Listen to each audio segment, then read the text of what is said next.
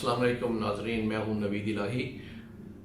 आज का मौज़ूए गुफ्तगू है इज़राइल पैलेस्टाइन कॉन्फ्लिक्ट। इस कॉन्फ्लिक्ट पे पिछले 2 हफ्तों में जब से ये कॉन्फ्लिक्ट जारी है काफ़ी गुफ्तगू हुई, बहस हुई, ख़बरें आईं, मीडिया पे बहुत बात हुई। मैं सिर्फ इसके 1-2 पहलू पे बात करूँगा जिसका ताल्लुक़ उनकी अस्करी हिकमत अमली और ताकत से और बयानिया से है।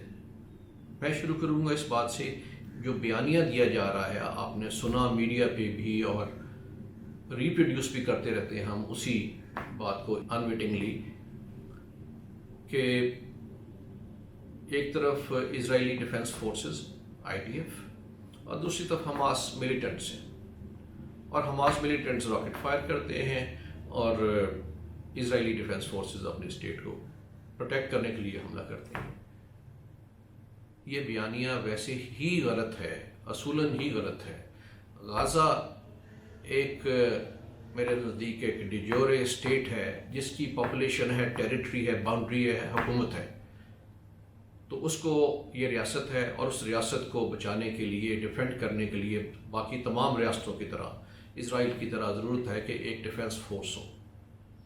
तो ये जो भी रिस्पॉन्ड कर रहे हैं, अभी रैग टैग फोर्स है हमास की सूरत में, उसको गाज़ा डिफेंस फोर्स कहना चाहिए, और वो पैलेस्टाइन डिफेंस फोर्सेस हैं। GDF है या PDF है versus IDF, Israeli defence forces versus Gaza defence forces. उसकी वजह इसकी बयान चेंज करने की ये है, इसको तब्दील करने की वजह ये है क्योंकि IDF को एक लेजिटिमेसी दी जा रही है कि वो एक रियासत का कि वो डिफेंस फोर्सेस जैसे दुनिया की तमाम रियासतें रखती हैं, तो गाज़ा भी तो डिफेंस फोर्स है।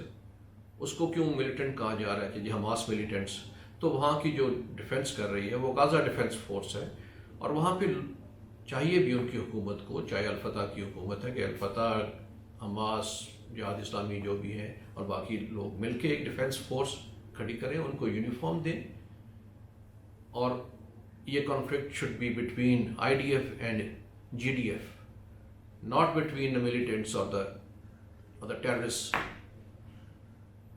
lurking in Gaza। तो इससे अब दूसरी बात ये है कि दोनों की अस्करी कुव्वत क्या है। अगर आप गाज़ा फोर्स को देखें, गाज़ा डिफेंस फोर्सेस को, उनके पास रॉकेट हैं जो बड़े रूडिमेंट्री किस्म के रॉकेट्स हैं जो ओल्ड वाटर पाइप से बनते हैं, और उसमें रॉकेट कैसे बनता है, शुगर से और फर्टिलाइज़र से, और बड़ा एरेटिक है। अगरचे उसकी रेंज 2 से 30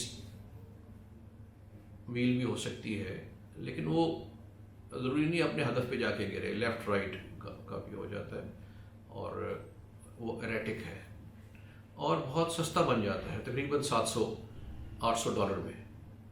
उसके अलावा उनके पास कोई और चीज़ नहीं है डिफेंड करने के लिए या अटैक करने के लिए। तो ये तो उनका सूरत हाल है। दूसरी तरफ इजरायली डिफेंस फोर्सेस के पास दुनिया की हर जदीद असला मौजूद है, चाहे वो आर्टिलरी है, चाहे वो एयर फोर्स है, और तमाम ज़्यादा जो हैं वो अमेरिकन मेड हैं, कुछ उन्होंने लोकल भी हैं, लेकिन इंतहाई सोफिस्टिकेटेड। फॉर एग्ज़ाम्पल उनका जो मिसाइल रोकने का सिस्टम है जिसको वो आयरन डोम कहते हैं, वो इंतहाई जदीद और महंगा सिस्टम है। रॉकेट से बचने के लिए उसकी एफिकेसी 90% है।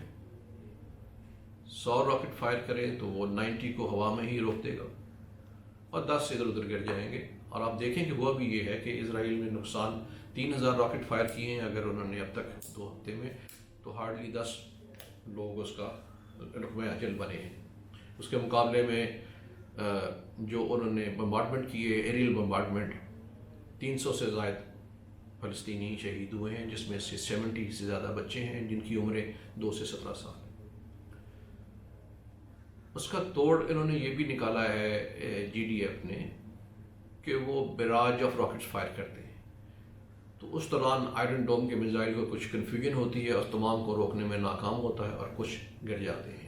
तो ये उनके लिए पॉइंट ऑफ वरी भी। आप ये देखें कि एक راکٹ جس کو القسام اس کا نام ہے، القسام 1 2 3 4 ہے رینج کے اور وزن کے مطابق، اور یہ ان کے لیے مٹیریل جو ہے آرام سے نہیں مل جاتا، کہیں اسمگل کر کے بنا دیتے ہیں گھر کی پائپ سے. اس کی قیمت $700-800 ہے، جس کے مقابلے میں جو آئرن ڈوم کی بیٹریز ہیں اس کا صرف ایک میزائل $40,000-80,000 کا ہے. تو یہ بھی ان کے اوپر ایک جانے بچا رہے ہیں، لیکن فائنینشیل اسٹرین تو ہے.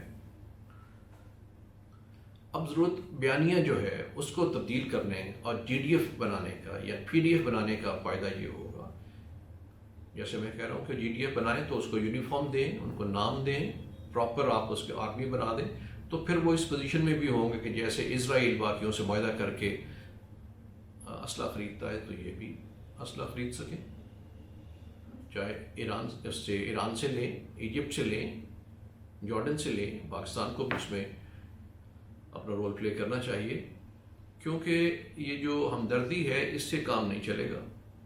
ایک دفعہ ان کو ایسے ہی ہے جیسے آپ کے بھائی کو کوئی سامنے پیٹ دے اور آپ کچھ نہ کہیں، بعد میں آپ مرہم دے دیں گے، مرہم لگا دیں، تو میڈیسن بھجوا رہے ہیں یہ، اس کا کوئی فائدہ نہیں ہوگا، یہ کام جاری رہے گا.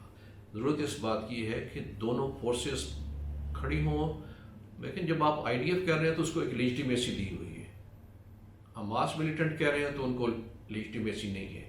GDF بن جائیں گے تو لیجٹیمیسی ہو جائے گی اور وہ باقیوں سے معاہدے کریں گے، اور پھر دونوں فورسز کے پاس ایسا اسلحہ ہوگا کہ انہیں ایک دوسرے کے نقصان کا اندازہ ہوگا، تو اس سے امن پیدا ہوگا، جنگ بڑھے گی نہیں.